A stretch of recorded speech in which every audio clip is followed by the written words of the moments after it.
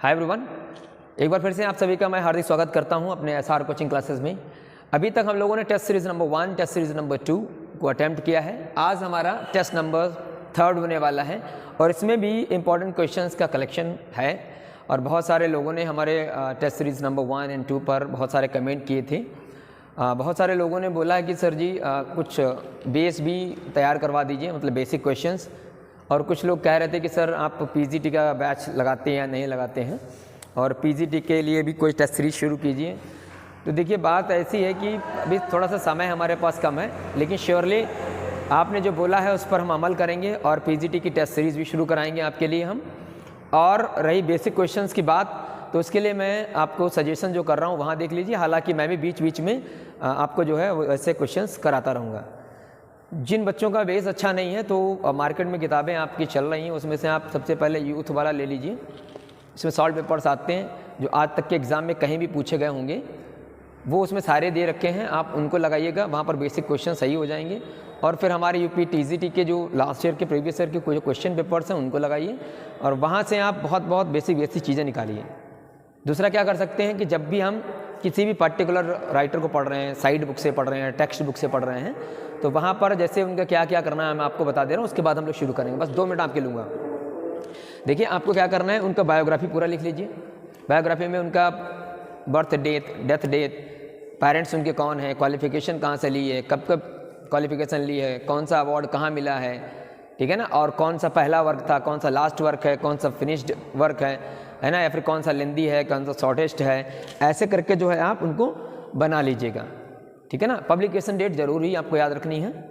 और अगर किसी ने क्रिटिकल कमेंट्स उनके ऊपर मारा है, उनके वर्क के ऊपर मारा है, तो उसको भी आपको वहीं पर जब पढ़ते समय उसको नोट कर लेना है, ठीक है ना।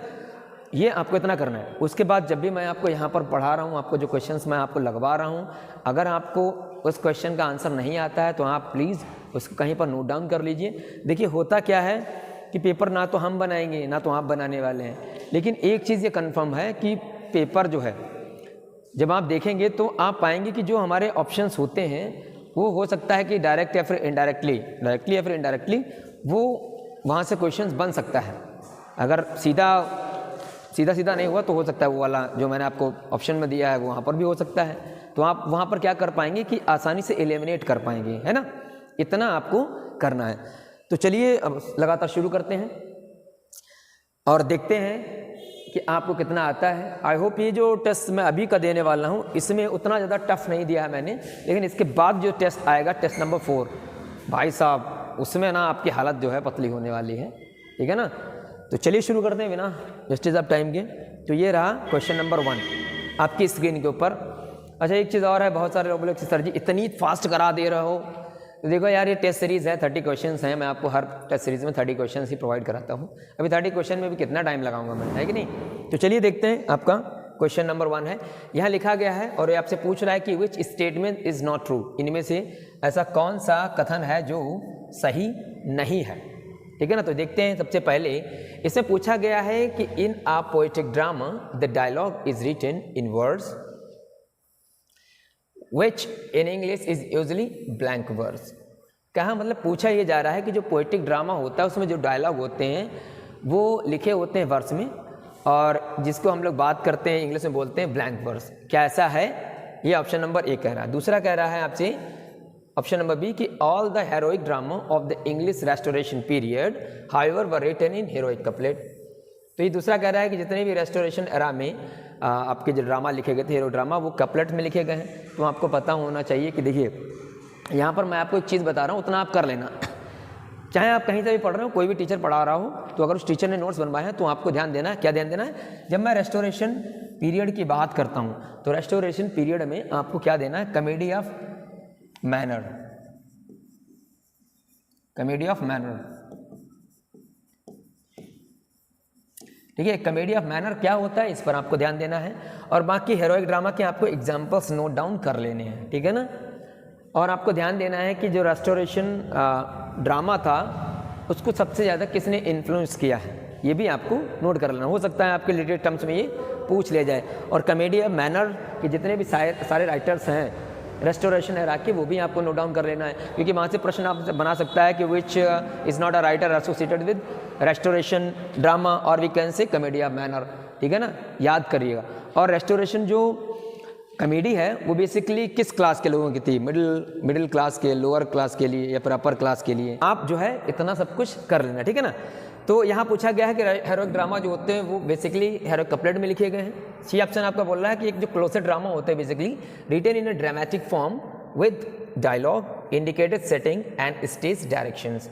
कहने का मतलब कुछ क्लोसेट ड्रामा जो है वो लिखा जाता है ड्रामेटिक फॉर्म में, और जिसमें डायलॉग्स होते हैं जो इंडिकेट करते हैं सेटिंग को या फिर स्टेज डायरेक्शंस को, ठीक है ना।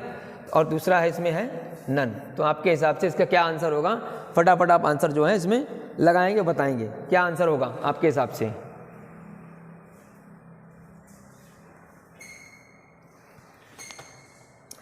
चलिए, तो आपको ध्यान देना है, यहाँ पर जितना भी लिखा है सब कुछ सब सही है। इसका ऑप्शन नंबर डी जो है वो बेसिकली रॉन्ग माना जाएगा। क्लोसेट ड्रामा में पता है क्या होता है बेसिकली, बहुत सारे लोग यहाँ सी पर ध्यान दे रहे होंगे। क्लोसेट ड्रामा केवल और केवल पर जो है स्टेज परफॉर्म नहीं होता, केवल और केवल पढ़ने के लिए होता है, ठीक है। बाकी सभी चीज़ें बिल्कुल सही लिखी गई हैं, ठीक।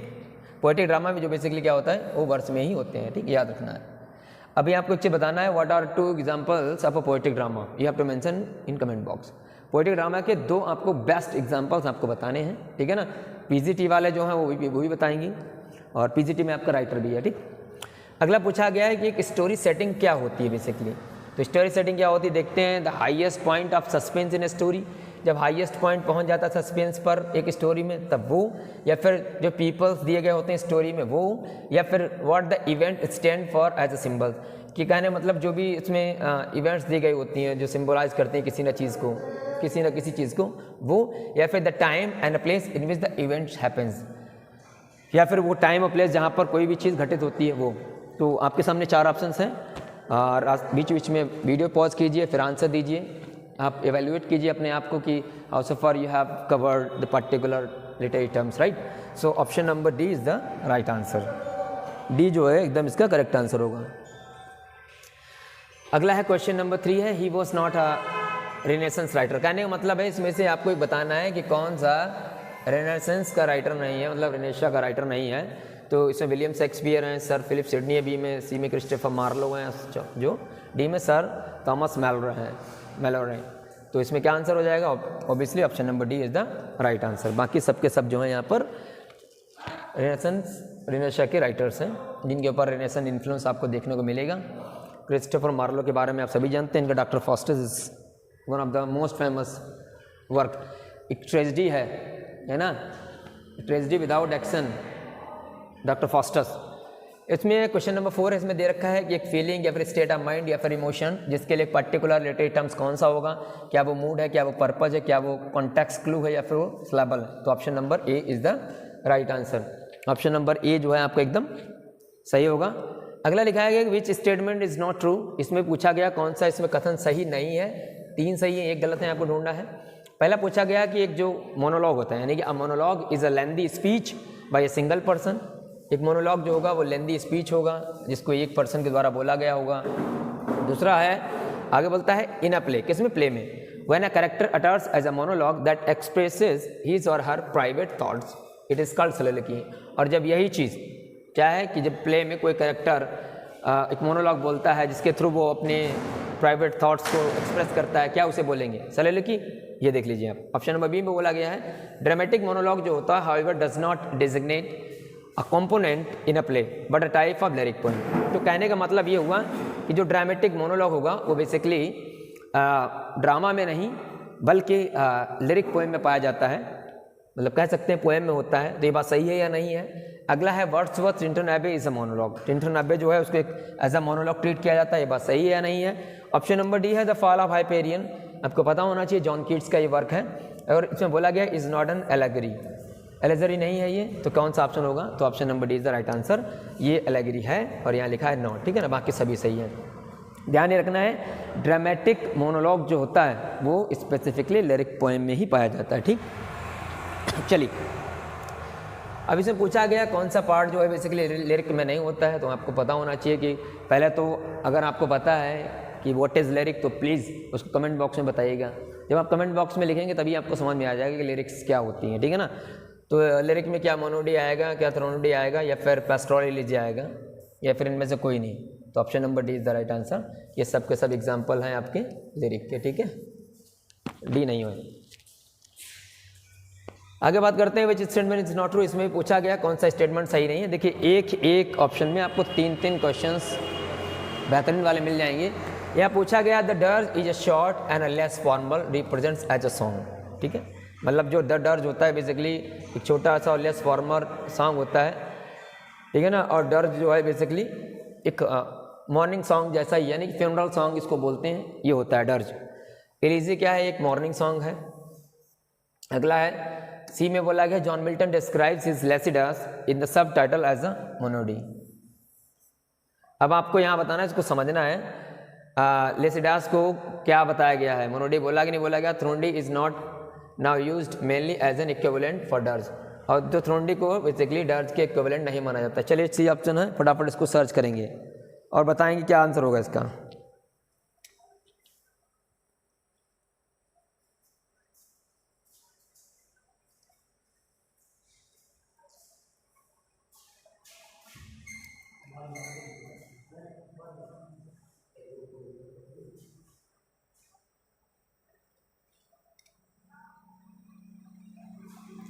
चलिए बताइए फटाफट। तो इसका आंसर होगा ऑब्वियसली ऑप्शन नंबर डी जो है इसका राइट आंसर होगा, ठीक है। इसको सही से देखिएगा। आगे बढ़ते हैं। ऐसे पूछा गया है Einfühlung it is a German word, इसका मतलब क्या होता है। ये आपके रिलेटेड टर्म्स में है, ये जर्मन वर्ड है, इसका मतलब क्या है, सिंपैथी है, एम्पैथी है, पैथेटिक है, एम्फेटिका है। तो इसका आंसर हो जाएगा एम्पैथी, ठीक है। आगे बात कर रहा है कि what is the study of meter rhythm and intonation of a poem is called. मतलब एक पोएम में जहाँ मीटर होता है, रिदम होता है, या फिर इंटोनेशन के बारे में हम लोग जो है स्टडी करते हैं, उसे क्या बोलेंगे। तो आपके पास ऑप्शन है लाइक प्रोसोडी, एलेगरी, स्कैंशन, एसोनेंस।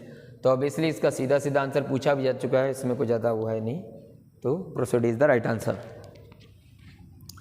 आगे बात करते हैं, एक एग्जाम्पल पूछा गया है, इसमें से फिगर ऑफ स्पीच लिखेंगे। There was aware of a true love, ठीक है ना, at the length come riding by, this is a couplet from the Wellfield's daughter of इस इस्लिंगटन। तो इसमें कुल मिलाकर के इस वाली लाइन में आपको बताना है, यहाँ से लेकर के यहाँ तक ये जो है किसका एग्जाम्पल माना जाएगा। क्या ये मेटाफर है, क्या वह एनेक्डोट्स है, इफिफिज्म है, या फिर आयरनी है। तो there was an aware of a true love at length come riding by. अब देखिए इनके बारे में आपने पढ़ा होगा कि भाई इफिमिज्म क्या होता है, ठीक है ना, आयरनी क्या होता है, मेटाफर क्या होता है, एनेक्डोट्स क्या होता है। तो इसमें आपको बताना है कि क्या इसका आंसर सही होगा। देख के बताएंगे। इसका आंसर होगा एनेक्डोट्स। इसका मतलब होता है ना one for all and whole for one, which is an example of literary pick. इसमें नॉट होना चाहिए, कौन सा नहीं है, ठीक है ना, इस नॉट एन। तो एनीड, ओडिसी, इलियड, ये सभी लिटरेरी पिक है, इसमें आंसर हो जाएगा डी। अब पूछा गया है in which work these phrases occurs, diameters, satires, sisters of the sacred well. ये आपको दो वर्ड यहाँ से याद कर लेने, इसे मैं कर दे रहा हूँ। ये फ्रेज हैं, हो सकता है आपके इंडिविजुअल पेपर में पूछ लिए जाएं। तो ये जो आप देख रहे हैं डायमीटर, सटायर्स या फिर sisters of the sacred well, ये कहाँ से लिया गया। ये पेंसरेसियो है, एलेगोरस से है, पैराडाइलॉस से, या फिर लेसिडस से है। तो इसका सही आंसर क्या होगा बताइए आप लोग, क्या आंसर होगा। इसका आंसर होगा सही डी। ये वाला इसको लगा लो थोड़ा सा इंपॉर्टेंट, ये हमारे लिए महत्वपूर्ण है। आगे बात करते हैं, यहाँ पूछा गया है कि ये जी where these lines occurs the hungry sheep look up and are not fed but swollen with the wind and the rank mist they draw। तो ये लाइन जो है, देखो हंग्री शीप वाली बात समझ लो। एक ऐसा जॉन मिल्टन जी का वर्क है जिसमें क्रिश्चियनिटी के ऊपर थोड़ा सा सटायर वगैरह यानी व्यंग वगैरह किया गया है मिल्टन जी के द्वारा। तो इनका ऐसा कौन सा वर्क है जिसमें क्रिश्चियन पीपल को लेकर के एक सटायर मारा गया है। तो क्या पेंसरेशो है, या मी थॉट माई लेट स्पाउस्ड करके एक वर्क है इनका उसमें, या फिर सोनेटम 25 में, लेसिडास में। तो इसका आंसर हो जाएगा लेसिडास। सही से पढ़ेंगे तो आपको पता होगा। विच में है which devil advocates a renewal of all out war. कहने का मतलब आपको बस इतना ध्यान देना है, ऐसा कौन सा इसमें जो है सैटर्न है जो भगवान के खिलाफ युद्ध करने की बात करता है। क्या वो बेलियाल है, मोलोच है, मैमन है, बेल्जेबब है? तो इसका राइट आंसर हो जाएगा बी, मोलोच। ये भगवान के खिलाफ जो है वॉर करने के लिए सैटर्न को बोलता है। आगे बात करते हैं, यहाँ पर आप देखेंगे यहाँ लिखा गया है कि one Saturn leaps over the fence, मतलब जब सैटर्न जो है बेसिकली फेंस के ऊपर लीप करता है और पैराडाइज में पहुँचता है, तो what does Milton liken him to. तो मिल्टन जो है मतलब उसको क्या करना पसंद करते हैं, मतलब लाइकन हिम टू किस तरीके से ट्रीट करते हैं। तो क्या है कि I snake slither up to a tree, a germ infecting a body, या फिर a ball leaping into a sheep's pen, या फिर a fish leaping out of water. तो यहाँ पर इस प्रोसेस के लिए मिल्टन जी ने क्या फ्रेज लगाया है, तो इसका आंसर हो जाएगा C, a ball flipping into a sheep's pen. ठीक, अगला है क्वेश्चन नंबर 16 है आपकी स्क्रीन के ऊपर, which of the following poets does Milton emulate. कहने का मतलब प्रश्न ये पूछ रहा है इनमें से कौन कौन से या फिर कौन सा ऐसा राइटर है जिसको मिल्टन ने इमुलेट किया है, यानी कि इमिटेट किया है, मतलब अनुसरण किया है राइटिंग को लेकर के। तो क्या वो वर्जिल हैं, क्या वो होमर हैं, या फिर वर्जिल होमर दोनों हैं, या फिर वर्जिल होमर हैं नहीं। तो इनमें से आंसर हो जाएगा सी, बोथ। ठीक है, अगला लिखा है क्वेश्चन नंबर 17 है, in which work this line occurs in, मतलब इनमें से ऐसा कौन सा वर्क है जो इस लाइन को कंसिस्ट करता है कि wisdom is often times nearer when we stood than we soar. कहने का मतलब विजडम जो है बेसिकली अक्सर कर ये पाया गया है कि नियरर होती है जब हम लोग खड़े होते हैं, देन व्हेन वी सोर, उड़ने की अपेक्षा जब स्टेबल होते हैं तब। तो ये लाइन कहाँ से ली गई, क्या वो प्रिल्यूड से है, क्या एक्सकर्जन से है, द रेक्लीव से है, और या फिर टिंडन अब्बे से। तो इसका राइट आंसर हो जाएगा बी, एक्सकर्जन। आगे बात करते हैं, क्वेश्चन नंबर 18 है अभी आपके सामने से पूछा गया है, society became my glittering bride and airy hopes my children. ठीक है ना, इसको दो तरीके से हम याद रखेंगे। पहला तो ये अलग अलग आ सकता है, दूसरा ये कि किसने लिखी लाइन्स हैं, तीसरा है किस वर्क से ली गई हैं। ठीक है ना, तो पहला आपको यहाँ पर देखिए, पहला तरीका जो है वो देख लीजिए। ये पूछा गया है कि एक्सकर्जन की कौन सी किताब से society becomes my glittering bride और एरी होप्स माई चिल्ड्रन ये ली गई हैं। तो इसका आंसर हो जाएगा बुक नंबर 3। दूसरा इस तरीके से पूछ सकते हैं कि who said the society becomes my glittering bride, किसने बोला है, तो आंसर हो जाएगा वर्ड्सवर्थ। या फिर ये किसने कहा है कि एरी होप्स माई चिल्ड्रन, ये फ्रेज किसने लिया है, तो वर्ड्सवर्थ हो जाएगा। किस वर्क से लिया है, तो एक्सकर्जन हो गया। किस किताब से लिया है, तो आंसर हो जाएगा 3। ठीक है ना। अगर स्पीड फास्ट लग रही है तो बता दीजिएगा कमेंट बॉक्स में, नेक्स्ट टाइम से हम लोग उसको और भी स्लो कर लेंगे। हालांकि ये मेरा नेचुरल स्पीड है, इसी में हम इसी स्तर से हम भाई आगे चलते हैं। तो किसी को कोई दिक्कत लग रही है तो बताना। देखो क्वेश्चन नंबर 19 है, who said pleasures newly found are sweet when they lies about our feet.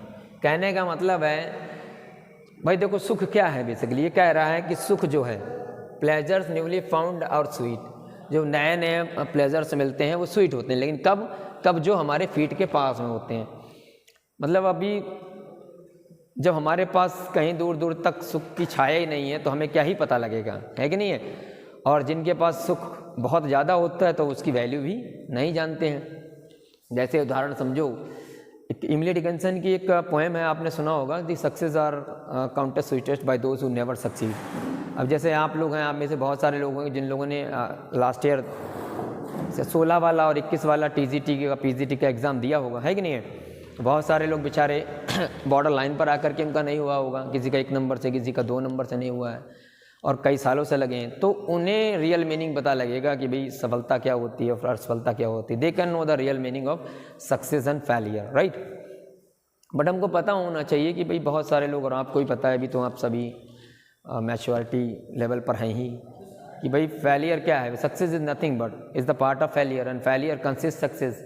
Failure में ही क्या है, सफलता निहित होती है, क्योंकि failures makes us learn that where you have committed mistakes, and if you will realize that where you have committed a mistake and you will make those mistakes as your strong part, part, then in upcoming times you are going to rock in your exam. मतलब वही है ना कि जब हम अपनी कमियों को जान लेंगे और उस पर हम वर्क करेंगे, जितना ज़्यादा हम अपनी कमियों को एज ए स्ट्रॉन्ग बनाएंगे उतने ज़्यादा बेहतर हम एग्ज़ाम में करेंगे। बहुत सारे लोग होते हैं उनको कोई कमी बताता है तो फिर वो उस पर नाराज़ हो जाते हैं। ऐसा नहीं करना है। जब भी आपको कोई सजेशन दे रहा है, ओपिनियन दे रहा है, उसका हमें एक्सेप्ट करना चाहिए। जितना अच्छा लग रहा है उसके हिसाब से हम करेंगे, है कि नहीं। देखो हमारा भी है कि हम कभी कभी जैसे यहाँ पर मान लो पढ़ा ही रहे हैं, पढ़ाते समय बोल भी रहे हैं और लिख भी रहे हैं, तो कभी कभी हो जाता है भाई, ह्यूमन एरर है। और हाँ, एक चीज़ आप याद रखिए कि जिन लोगों ने टेस्ट सीरीज नंबर 2 लगाई थी उसमें क्वेश्चन था क्वेश्चन नंबर 16, उसका ऑप्शन नंबर सी जो है वो is the right answer, resolution and independence, जिसमें थॉमस चैटर्टन और रॉबर्ट बर्न्स की बात की गई, तो उसका आंसर हो जाएगा रेजुलेशन एंड इंडिपेंडेंस, ठीक, जिसको हम लीच गैदर भी बोलते हैं, वो उसको सही कर लीजिएगा। अब यहाँ पर समझिए, देखो ये लाइन जो है बेसिकली किसने बोली है, क्या वो शेक्सपियर हैं, क्या वो वर्ड्सवर्थ हैं, क्या वो गाउसवर्थ हैं, क्या वो मिल्टन। ये लाइन बोली है वर्ड्सवर्थ ने, और ये लाइन बोली गई है, एट्रीब्यूट की गई है किसको, एट्रीब्यूट की गई हैं रॉबर्ट बर्न्स को ही, ठीक है, रॉबर्ट बर्न्स, ठीक। तभी मेरे को याद आ गया, बता दिया मैंने आपको यहाँ पर, उसको थोड़ा सा रेक्टिफाई कर लीजिएगा। आगे बात करते हैं, इसमें लिखा हु आल्सो अपीयर्स, मतलब disguised as a friar Lodovico in Measure for Measure. तो मेजर फॉर मेजर जो है उस वाले वर्क में कौन जो है एज अ फ्रायर अपने आप को डिस्गाइज करता है, क्या एंजेलो है, पैडुआ है, विसेंसियो है, या फिर मारियाना। तो इसका राइट आंसर हो जाएगा सी, ठीक है। अब आपको बताना है कि what is the source of measure for measure, किस सोर्स से लिया गया है,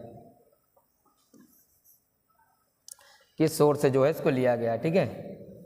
सोर्स आपको बताना है, क्या पूछा मैंने, सोर्स बताना है, ठीक है, क्लियर। चलो वेरी गुड। अगला बात करते हैं, which is not line from Richard second. अब आपको पढ़ना है इसमें से कौन सी लाइन जो है वो रिचर्ड सेकंड से नहीं ली गई है। क्या इसमें लिखा है, वो destruction, rain and decay, the worst is death and death will have his day, nothing can we call our own but death, that small model of barren earth which serves as a paste and cover to our bones। कहने मतलब nothing can be called our own। इस दुनिया में हम लोग कोई भी चीज़ अपनी नहीं कह सकते हैं बट डेथ, लेकिन हाँ डेथ को तो हम कह सकते हैं ये हमारी है। ये बात बिल्कुल सत्य है। दुनिया में अभी तो आप समझ ही रहे हैं कि मटेरियलिस्टिक वर्ल्ड चल रहा है, यहाँ पर हम किसको क्या अपना बोलेंगे। और एक मैंने चीज़ को रियलाइज़ किया है कि जो जितना आपके नज़दीक होगा, जो आपका खास होगा, वही आपके साथ में विश्वासघात करेगा। ये एक्चुअल चीज़ है जो अभी तक रियलाइज़ की है। वैसे आप क्या सोचते हैं वो देखना, खतरा में 19 रहता है, दुख वही सबसे ज़्यादा देते हैं जो हमारे दिल के पास होते हैं। चलो वेरी गुड। आगे क्या है, death lies on her like an untimely Frost upon the sweetest flower of all the field. अब जैसे डेथ क्या है, भैया डेथ बिल्कुल एक फ्रॉस्ट, अनटाइमली फ्रॉस्ट के जैसे है। जैसे अनटाइमली फ्रॉस्ट नहीं होता सभी फ्लावर के ऊपर छा जाता है, वैसे डेथ भी होती है। तो इसमें कौन सा नहीं है, तो आंसर हो जाएगा डी, ठीक है ना। चलो अगला क्वेश्चन। अब आप देखिए, इतना बहुत सारा लेसन, बताइए कौन सा आंसर नहीं है। इर्रेवोकेबल पूछा गया है,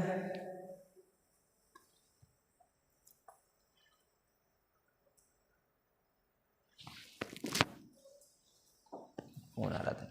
चलिए, इसको मतलब ही हम समझ रहे हैं, क्या वो चेंज होता है, क्या वो डन होता है, अनअल्टरेबल होता है, या फिर रिवर्सिबल होता है। तो हम जानते हैं इर्रेवोकेबल मतलब होता है जिसको हम सही से नहीं कर पाएँ, बदल ना पाएँ। तो आंसर क्या हो जाएगा, सी। ये बहुत बेसिक से हैं, ये पता होना चाहिए। कमोशन का मतलब क्या होता है, देखिए ना, इसका सेम जो है आपको मीनिंग पूछा गया था। मतलब ये साइनो है, साइनो, क्या वो चीर है, क्या वो इम्बैलेंस है, या फिर डिस्टर्बेंस है, या फिर मूवमेंट है। तो कमोशन का मतलब ही होता है शोरगुल होता है, यानी कि इसका आंसर क्या हो जाएगा, सी। तो यहाँ पर भी हो जाएगा सी। अगला है देखो वेनरेशन, इसका पूछा गया एंटोनियम सबको बताना है। वेनरेशन का उल्टा बताना है क्या होता है। ऑप्शन नंबर ए में फियर है, ऑप्शन नंबर बी में रेवरेंस है, ऑप्शन नंबर सी में रिमोर्स है, और ऑप्शन नंबर डी में डिसरिस्पेक्ट है। तो क्या आंसर होगा, वेनरेशन का मतलब होता है रिस्पेक्ट, और इसका उल्टा क्या हो जाएगा, क्या हो जाएगा भैया, डिसरिस्पेक्ट। तो आंसर क्या हो जाएगा, डी, यानी कि D is the right answer. अगला देख रहे हैं निगार्डली पूछा गया है, इसका मतलब पूछा गया है एंटोनियम, ठीक है। निगार्डली का मतलब पता ही होगा, मतलब देख लो भाई। नंबर 1 पे हेस्टली है, नंबर 2 पे लेविशली है, नंबर 3 पे लाइकली, नंबर 4 पर गॉर्जियसली है। तो ऑब्वियसली मतलब इसका मतलब ही होता है कंजूस, तो इसका आंसर हो जाएगा बी, ठीक है ना, B is the right answer. B. अगला देखते हैं back gossip. Back state gossip का मतलब क्या पूछा गया है, ये इडियम है आपका। ऑप्शन नंबर ए में कह रहा है टॉक बिटवीन सर्वेंट्स, सर्वेंट्स के बीच में जब बात करते हैं उसे बैक स्टेट गॉसिप बोलते हैं, या फिर किसी को क्रिटिसाइज करते हैं तब, या फिर कॉन्स्पेरेसी करते हैं तब, या फिर डींगे मारते हैं तब। आजकल दुनिया में सबसे ज़्यादा फेमस क्या है, लोग डींगे मारते रहते हैं, ठीक है, पढ़े लिखे पास 16 दुनिया 8। देखो कहने का मतलब ये हुआ, आप कितने बुद्धिमान हैं ये आदमी जब तक एक्सेप्ट नहीं करेगा जब तक आपके ऊपर गवर्नमेंट वाली मोहर नहीं लग जाएगी। बात समझ रहे हैं, सारी बुद्धिमानी आपकी धरी की धरी वहीं रह जाएगी। इसलिए जब तक आप सफल ना हो जाएं तब तक आराम से शांति के साथ में आपको मेहनत करते रहना है। बात समझ में आई? क्योंकि जब भी वैसे आप चूँ चूँ चूँ चूँ चूँ चूँ करोगे के मैं करोगे, आपको कोई सुनने वाला नहीं है, ना ही आपको एंटरटेन करेगा। जब आप सफल हो जाएंगे तब फिर आप वही बात बोलेंगे तो 10 लोग खड़े होकर के सुनेंगे और 10 लोग आएंगे भी और आपसे पूछेंगे भी। इसलिए आराम से मेहनत करो लगातार, ठीक है ना, और जल्द ही ऊपर वाला आपको ज़रूर सुनेगा, आपकी हेल्प ज़रूर करेगा और आपको सफलता प्रोवाइड करेगा। तो इसका आंसर हो जाएगा ए, टॉक बिटवीन सर्वेंट्स। अगला देखते हैं बैक एंड कॉल का मतलब क्या होता है भैया जी। इसका मतलब क्या होता है, रिमेंबर होता है, कॉल होता है, ओबे होता है, ऑर्डर होता है। तो इसका आंसर हो जाएगा ओबे। अब इसमें पूछा गया कौन सा जो है सेंटेंस करेक्ट है, बाकी सब गलत है। इसमें देखिए भैया बताइए, इसमें तो आपको एरर ढूंढना है, ये ग्रामर वाला पोर्शन का क्वेश्चन है। देखिए मौर्य जी बताइए, दिमाग लगाओ। पहला लिखा है कि we reached church in the Sunday evening. दूसरा लिखा गया है we shall have finished the syllabus by the end of next month. तीसरा है the river is flowing over the danger level, ये लेवल है। और चौथा है डी ऑप्शन में ही comes from a royal family. क्या है?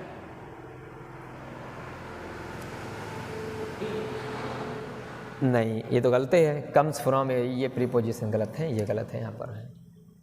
यहाँ पर भी आपको ओवर नहीं होगा, ये भी आपका गलत है। और यहाँ पर ये आपका इन नहीं होगा, ये भी गलत है। तो बचा के ये, ठीक है, B is the right option. अब बेगर्स कैंट बी।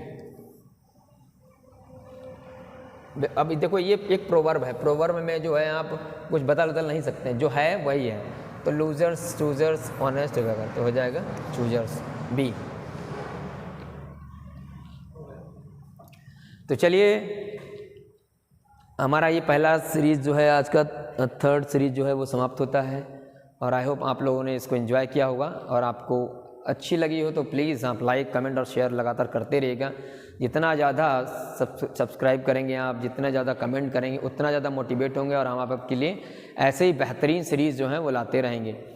जब भी कोई सजेशन हुआ करे तो मैं आपको एट द एंड बता दे रहा हूँ, अब हमसे कांटेक्ट भी कर सकते हैं। मेरा मोबाइल नंबर नोट कर लीजिए 7887265377। अगर आपको किसी प्रश्न को लेकर के कोई क्वेरी है, आपको लगता है कि सर डाउटफुल है, तो आप मुझे इस पर व्हाट्सअप कर सकते हैं। जब भी मुझे टाइम मिलेगा तो बिल्कुल ही मैं आपको एंटरटेन करूंगा, ठीक है ना। लेकिन प्लीज़ डायरेक्टली कॉल मत लगाइएगा, आप मैसेज करेंगे तो मैं आपको रिप्लाई करूंगा जब भी मेरे पास टाइम होगा, ठीक है। तो मिलते हैं नेक्स्ट सीरीज में, तब तक के लिए जय हिंद जय भारत।